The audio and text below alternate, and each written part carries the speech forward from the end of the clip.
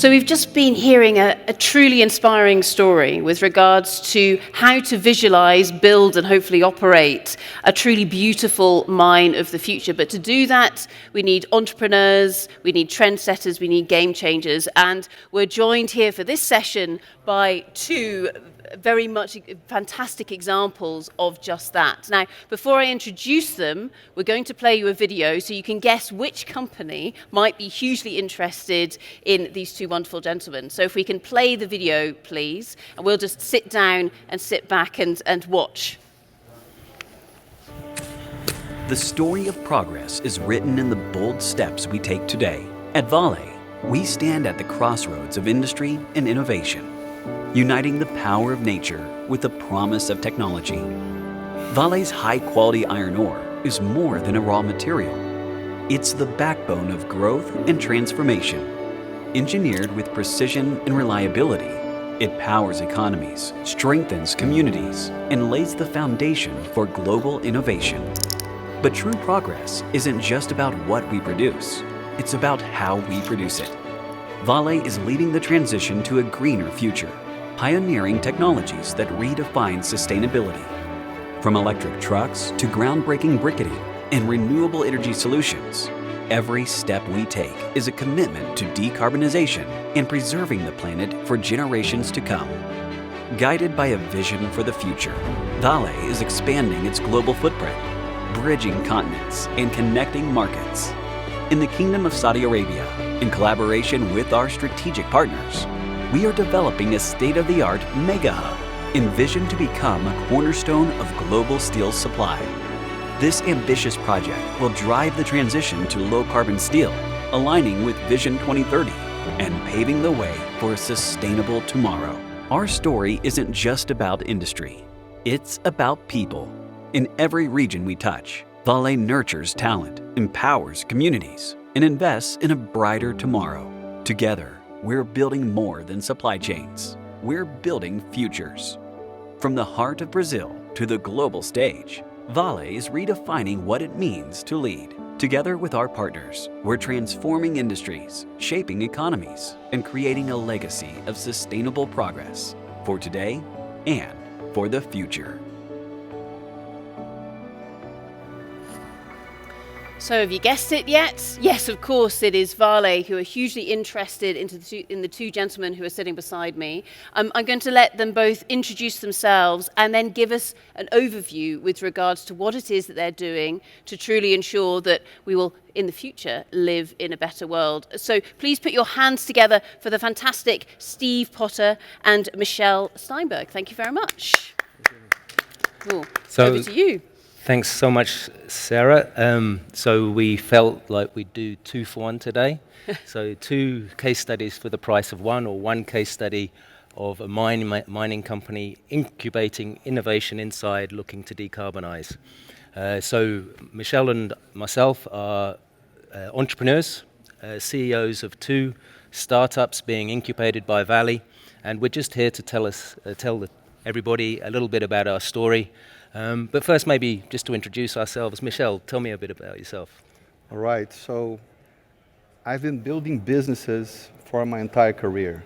So I started in banking, then real estate, then prop tech, and then one day I got a call from Vale inviting me to build this green cement company. And I was so intrigued about it. And here we are today. So, and myself, completely different. I'm a mining man. I've been doing this my whole life. I've been in the iron and steel industry all these years, but I've always been incredibly curious about big machines, the huge steel plants, and so many of the things that you think you should be able to do better, you should be able to do cleaner. Other than our 2 companies, also inside Vale, we have a corporate venture capital fund. It's a $100 million fund. We invest in startups around the world. We've invested in 5 startups so far, all in the sustainability space, around electric heating, hydrogen, green, zero CO2 metals, and so on, synthetic biology. But the other part in Vale is Vale has taken the effort to not just invest in companies, but create companies. And there's 4 of four of us at the moment. We have a couple of colleagues that are not here today, but I should talk a little bit about them. There's a circular mining company currently selling 2 million tons of sand a year. In fact, Roberta in the audience is trying to do something similar here. It's a difficult task trying to sell sand in the desert. I'm sure you're a very good salesperson. Absolutely. Next stop is lollipops to Eskimos. We also have a biocarbon production company looking to take agricultural residues, which otherwise would just rot in the fields or be burnt, and turn it into a carbon substitute, a coal substitute, zero CO2. And then, of course, there's our two companies. I work in a company called Technored, which is providing decarbonisation solutions to the steel industry, and of course, Ciclua. So maybe Michel can talk to us a little bit about that. Sure. So Ciclua basically is transforming mining waste into low-emission cementitious material. And everything starts with a problem. And the problem, we have problem on the demand side and problem on the supply side. Talking about the demand side, the cement industry, there is a big effort to decarbonize, but clinker is very hard to abate. Not to say impossible to abate. Because of the very nature of clinker, it releases CO2 when you're calcining limestone. So the industry has been looking for solutions, not only to switch fuel, but also to reduce the amount of clinker in cement and try to find new materials that could work. And this is what we're doing. We developed an SCM, a supplementary cementitious material, which is a drop-in solution. And it works just like biodiesel into diesel. There is no friction, it's seamless. And you won't change the performance of cement as well, but you will bring down the carbon footprint, and also you provide a way for greater productivity for the cement companies. So just like Vale produces the feedstock, but is not a steel maker, Ciclua produces the feedstock, but it's not a cement company. We are partnering with cement companies. That's what we're doing. And then on the supply side, we need to help on circular mining. So our feedstock are the mining waste, certain mining waste that we're identifying and being able to transform. So it's one solution that addresses two problems, and we are very proud of it and very happy about the effort that Vale is doing, taking all this risk and betting on circular mining and decarbonization. But Steve, tell us a little bit more about what you and your team has been doing and how you've been achieving that in Technored, because I think everybody's curious about it. So Technored is a company that Vale bought in 2009. But for the last 5 years, we've been helping Vale develop its low CO2 contribution to its product portfolio. I'm not sure if the audience knows, but in the steel industry, we have to glue the material together before you put it in these huge furnaces. And the way we glue it together today is we put it in these furnaces at 1200 degrees centigrade with silica, and we stick it together with glass. But how much? It's actually 2 billion tons.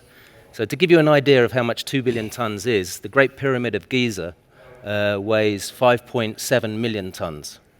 So what we're saying is, as a planet, as a people, we basically take 350 pyramids of Giza and we turn them into glass every year. And that represents about 1% of the CO2 that's emitted on the planet. So for the last 20 years, Vale has been working energetically to find a cold glue so that we don't need to heat up to these temperatures and we don't need to emit all of the CO2. Technored has been briquetting for the last 20 years, and we've been working hand in glove with the Ferrous Technology Center at Vale, who developed many of the glues, many of the binders, and we have helped them industrialize this because in our industrial plant, we are perhaps the most advanced briquetting facility worldwide.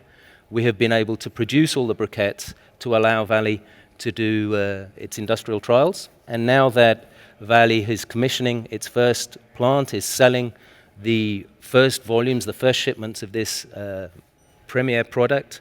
Now Valley is allowing us to be spun out to provide a much broader range of decarbonisation solution to the steel industry.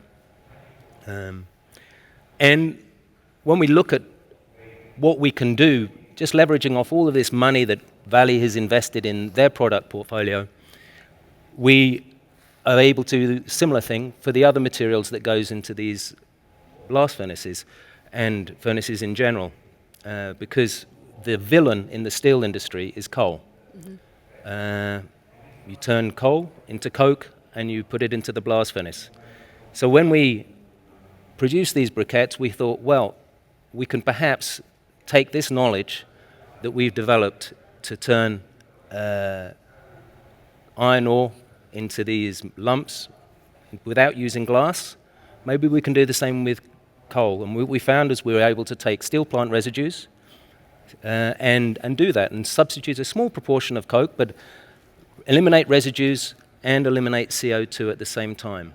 And then we found more. We found that we were able to work with catalysts in our briquettes, which is not possible to do in the alternative products because of the high temperatures used. And these catalysts in the blast furnace reduce by a few percentage points, about 5%, the fuel required in the blast furnace, hence reducing the CO2 in those blast furnaces. And we learnt more. We were able to take briquettes and just take the coal which you put into the coke ovens, and if we do that with briquetting, we found that we were able to produce better quality coke, a stronger coke, metallurgically better performing coke, which once again was more efficient and allowed to reduce CO2.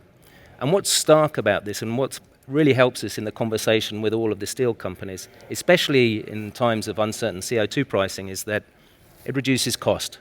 So it's one thing to try and sell a decarbonisation solution. It's a completely different situation when we're selling a solution which reduces cost and you get the reduction in CO2 for free.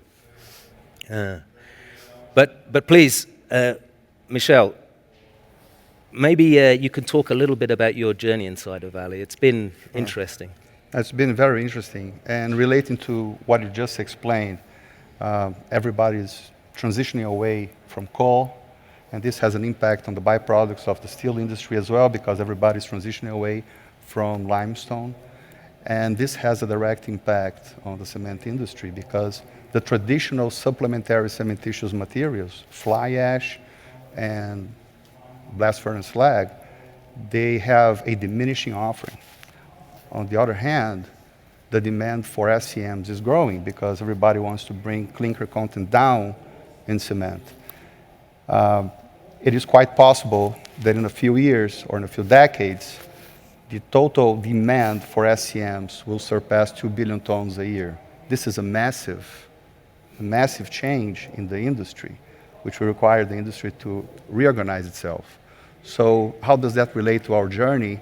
When we started, we understood from the very beginning that this is the challenge and this is what we needed to pursue. But you have to start from a point. And every time you solve a problem, it unfolds into two other problems. And it's a geometric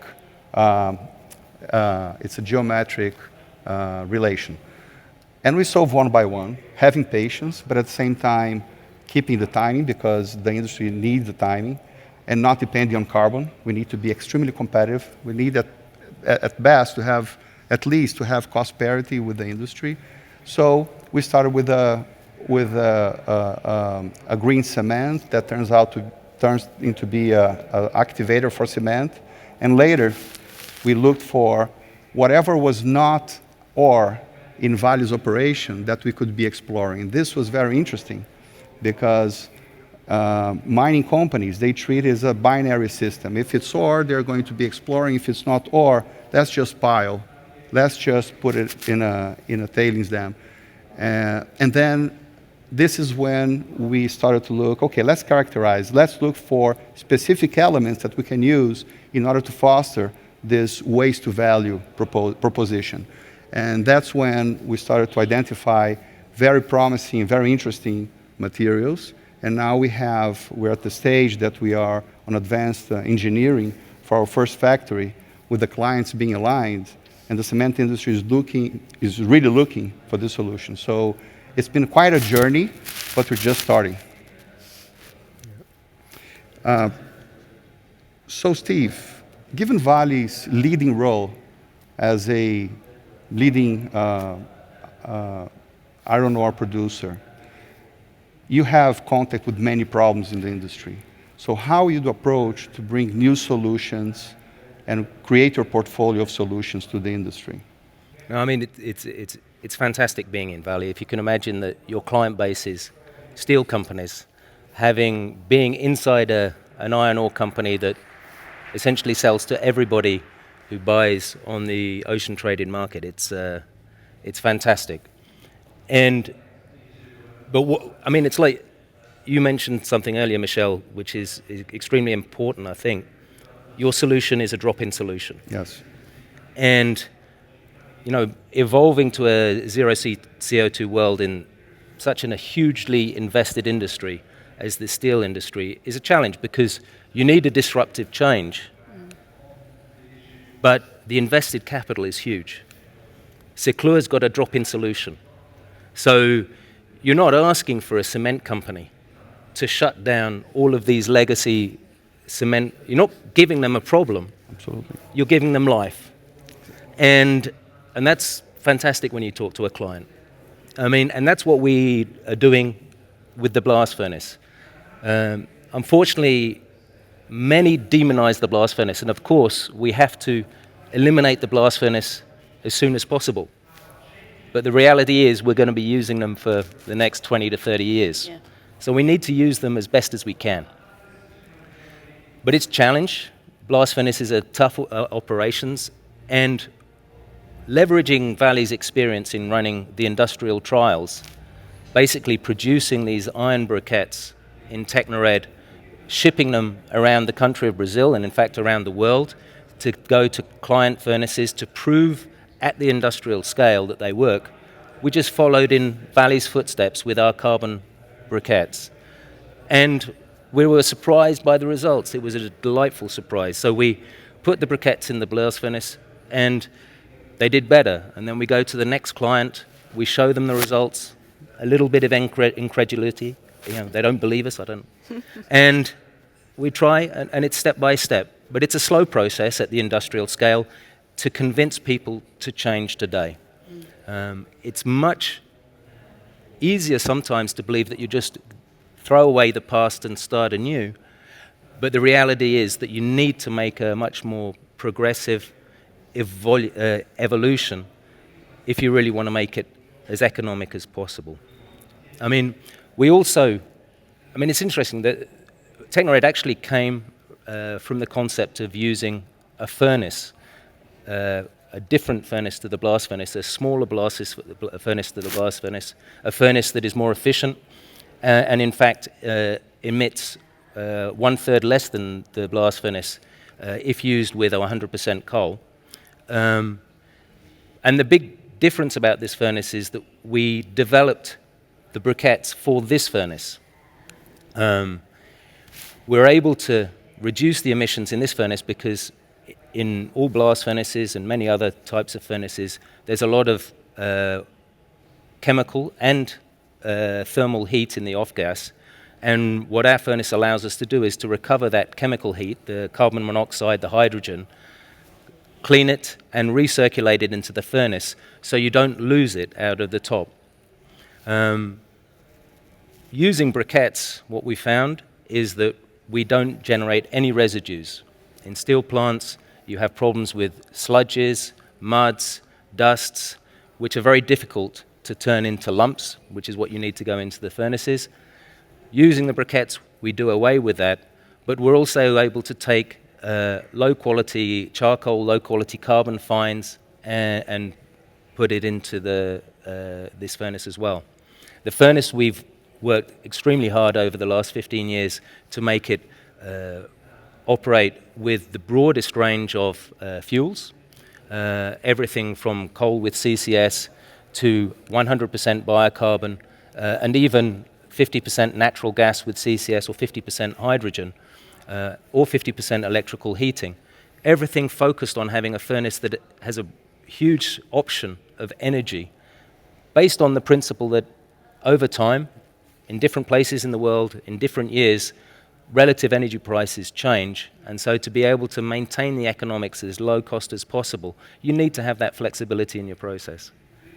So, I'm sorry, Sarah, we organized the double act, probably just did in the routine, but maybe you have some questions for us. I don't know. I'll throw it out that to you.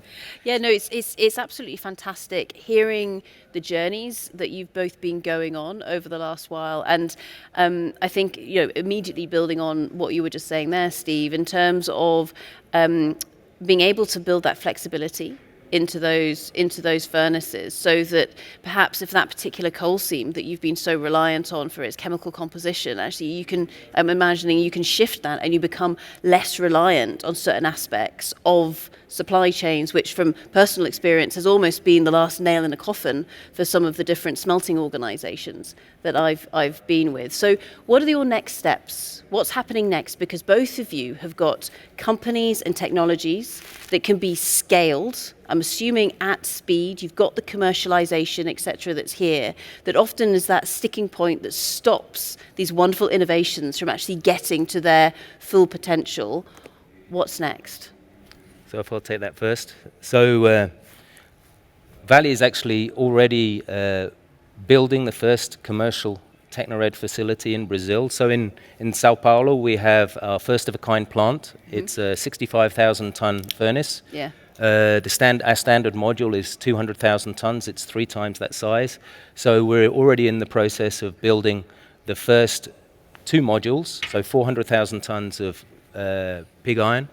And we're working to bring in investors into this. You know, as a mining company, we do not invest in steel. So we are now facing with the challenge. We've got this thing in a mining company, and we need to convince people that this is the right way to go forward, and to come in with Vale and to build this, and then take it off from Vale and use it to provide green pig for the world. And regarding the other technologies, as I mentioned, we're spinning Technored out of Vale this year. Vale will continue to be a minority investor, but as you might imagine, it's a challenge serving the steel industry as a technology provider, whilst you're also an iron ore provider. So we have to break the umbilical cord. It's a tense moment for us. I mean, Vale has been so helpful, but now it's time for us to branch out and go forward. So.